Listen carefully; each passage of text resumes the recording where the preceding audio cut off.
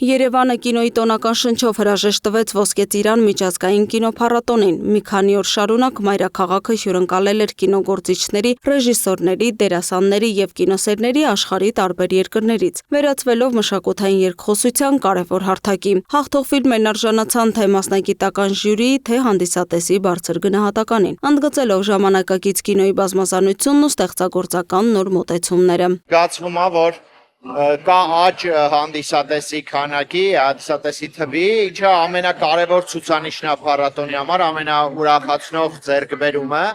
այնպես որ օգտվելով առիթից նաև շնորհակալություն ենք հայտնում մեր կինոսերերին այսպիսի ակտիվության համար։ Այն ոչ շատ միջոցառումներից է, ինստիտուցիոնալ միջոցառումներից, որը շատ տարբեր դրական ազդեցություններ է թողնում, որոնք ոչ այդքան ժամանցային չեն, որքան նաև այսպես մտավորական, գեղագիտական, կրթական եւ բազմաթիվ այլ բնույթների եւ կարծում եմ, որ այս 23 տարիների արդյունքները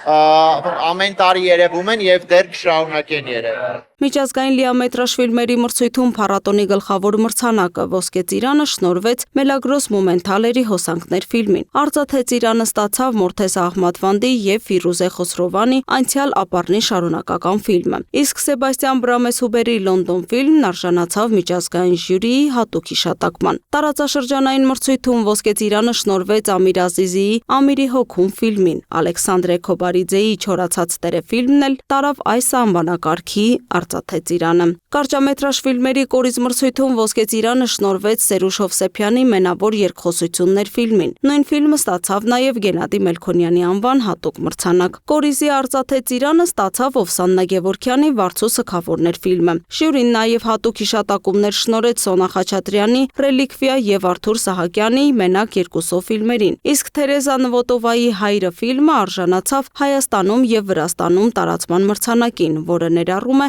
6000 եվրոյի դրամական աջակցություն ֆիլմի տարածաշրջանային տարածումն ապահովելու նպատակով։ Ոսկե ծիրանը միշտ չի շեղվել այդ ուղուց եւ 23 տարի յուրաքանչյուր տարի 100-ին մոտ ֆիլմեր ա ցույց տվել եւ այդ ամեն ինչը նաեւ նստած է գիտակցության մեջ, մարդկանց հիշողության մեջ եւ որոշակի դեր ա ունեցել,